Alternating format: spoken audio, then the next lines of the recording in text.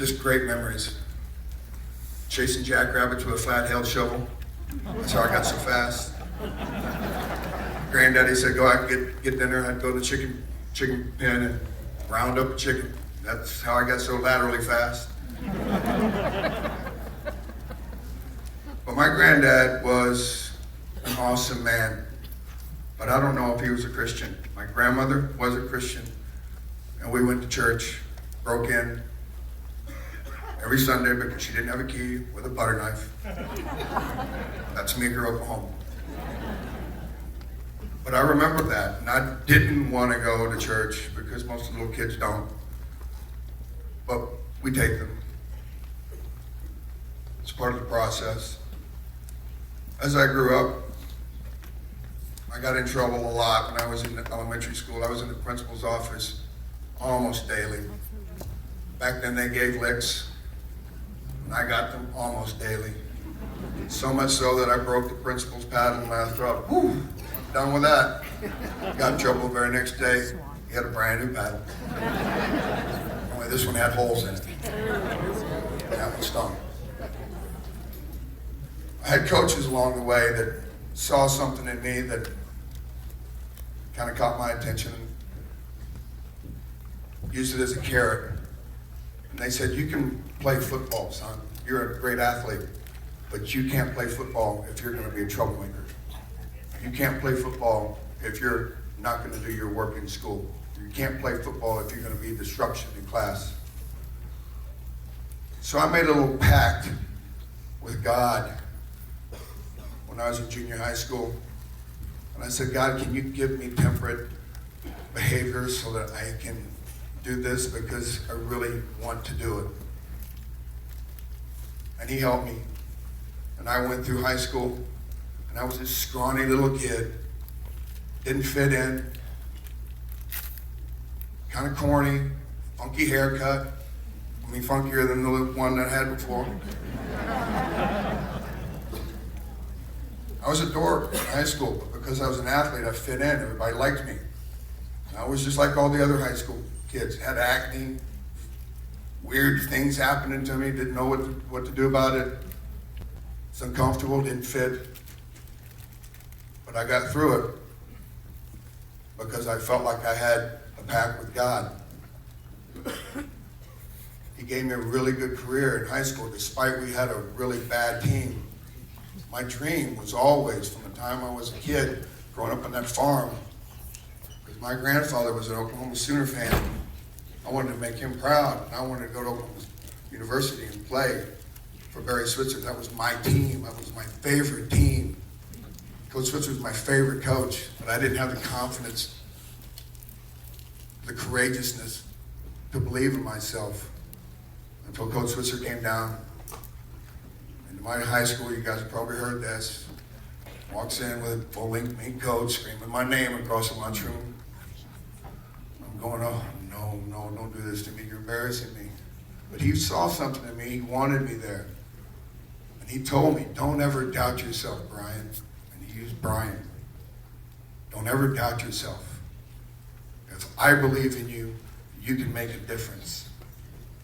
So I came to the University of Oklahoma as Brian Bosworth and had a great career, had an awesome career. We won a lot of games. And I kept my pact with God. I left the University of Oklahoma as the boss. Not a bad guy, just misunderstood. The boss was the guy that played on the field, was that emotional, passionate guy that played on the field, that needed that outlet on the field. But somehow, along the way, I got lost, and he started coming off the field with me. But I kept my pact with God. And then I went up to Seattle, and we all know what happened there. Started out with a pretty good career. Played 12 games. On that 12th game, I got hurt. I didn't know how bad it was. But I played. And before I know it was over. Doctors just said, you're done. I did everything right, I thought. I was full of myself. I did everything right. I worked on my outside body all the time. It was strong. How could it fail me? So I got mad at him because he broke his promise. I couldn't see that I was so increased and he was so decreased. So we had a couple of knockdown dragouts, God and I. Of course, I was the one that got knocked down and dragged out. A couple of times. So then, like the young people do, I unfriended him. I blocked him off my Twitter. I had a feud. I had a feud with God. And it lasted a really long time.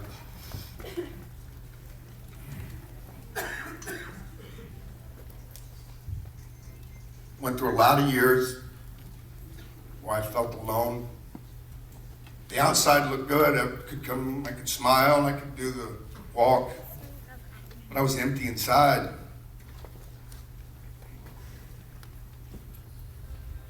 I didn't know what the answers were. I didn't know what to ask.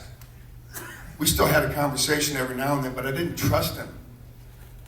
I knew he was there, but I turned my back on him.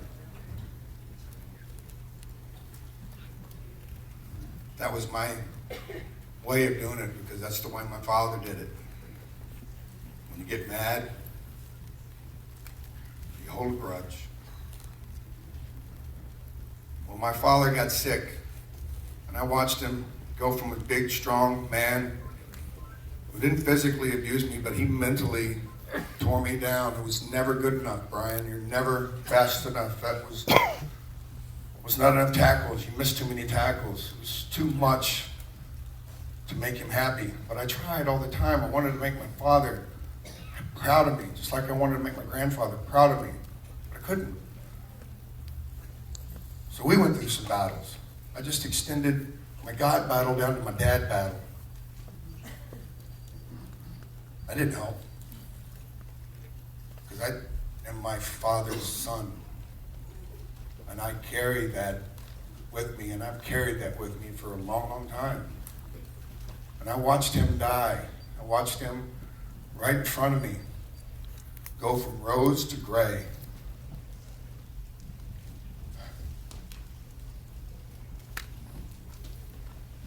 And I don't know if he was okay or right with the Lord. I have no clue. We didn't talk about it. So I got mad again. Stayed mad. Why'd you take him? I know we didn't get along, but what's the point? I don't get it.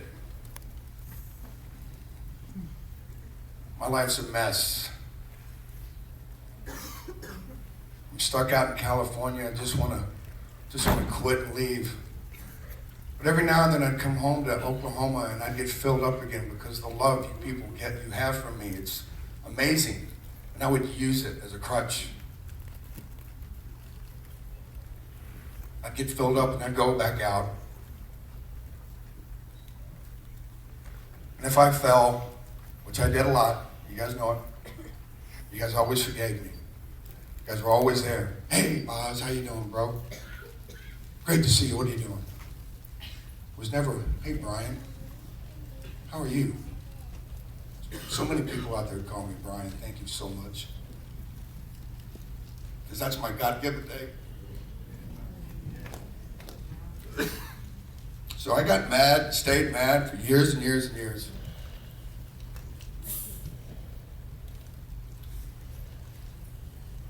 I'm out in California and I'm closing up shop and I want to come home.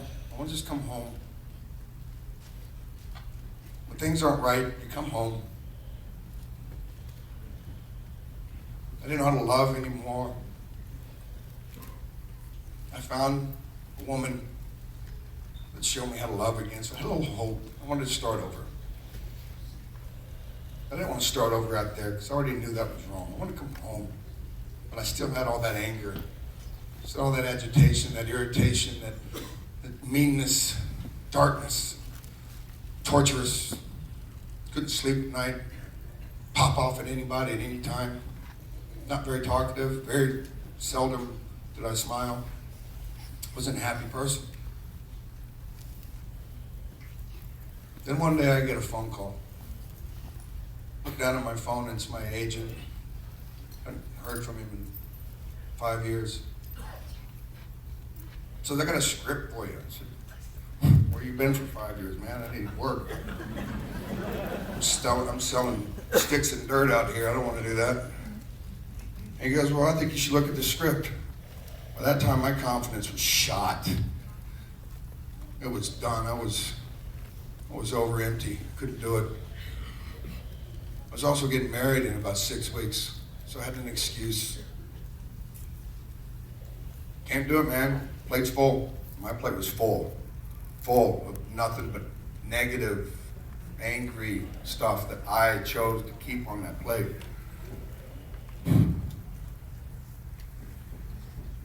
He asked me to read the script. And I said, okay, fine, I'll read the script. Already knew that I was going to say no, but that was the quickest way to get off the phone. Yeah.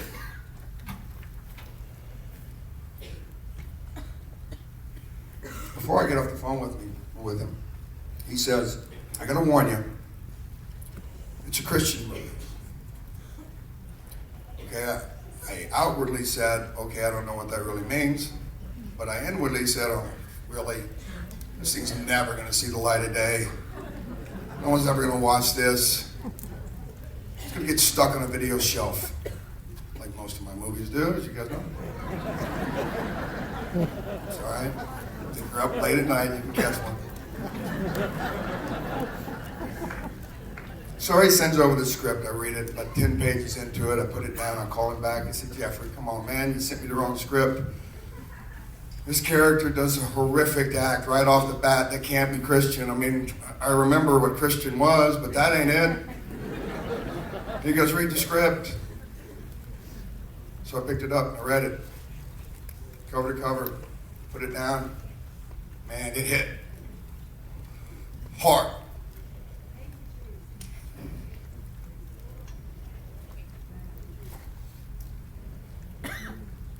That was a godsend. That was a message from him. That character was me. Mean, violent, hatred, hog. I saw myself on a page with words. I didn't like it. But I acknowledge that's who I am. If I don't want to be like my father, I got to do something about it. My wife and I talked about it, and I said, I feel compelled to do this movie. I don't know if I have the skills, I don't know if I have the courage, but something inside me tells me I have to do this movie. So we talked about it and we prayed. Well, actually we didn't. Threw that in there just because it sounded good. Pray now.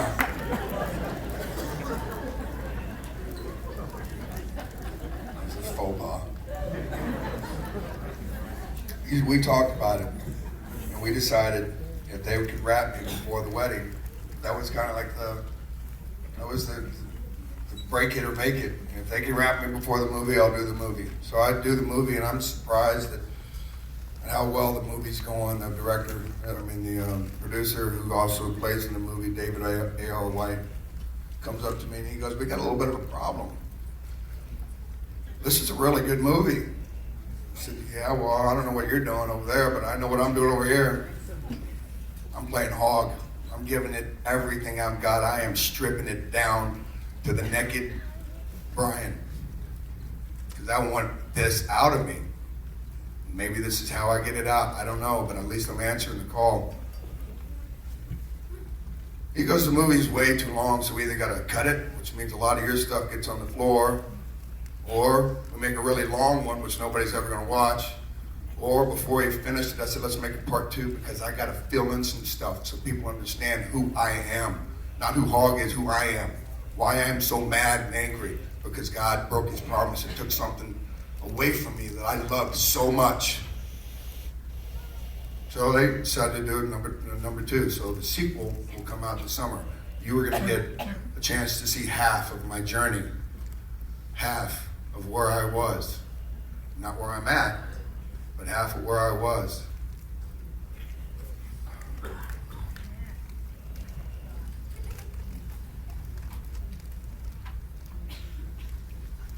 We wrapped the movie, and the movie company never sends any of their movies out to the big screens. They just resell them and they go straight to DVD. And one day I just got an idea. I said, you know what, can I have the movie so I can go home with it and expose myself so I can show my people where I have been, where Brian has been? Sure, go ahead. Good luck. I didn't know how hard it was going to be. Made a couple of phone calls. God did the rest. We're in 18 cities, man. 18 cities.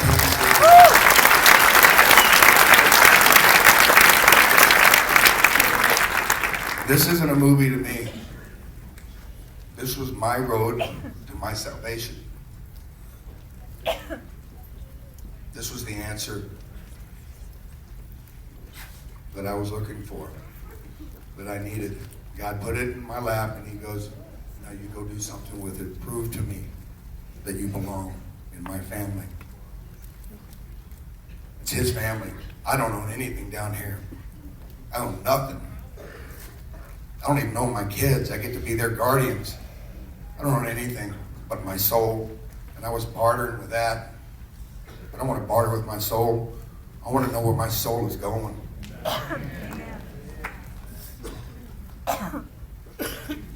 Last Sunday, I gave it all away.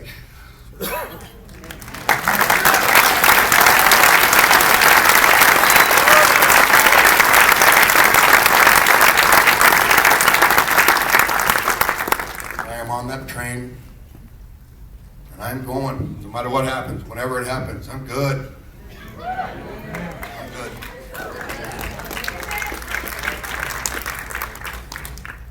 I used to be a warrior for Brian Bosworth. Now I'm a warrior for Jesus Christ.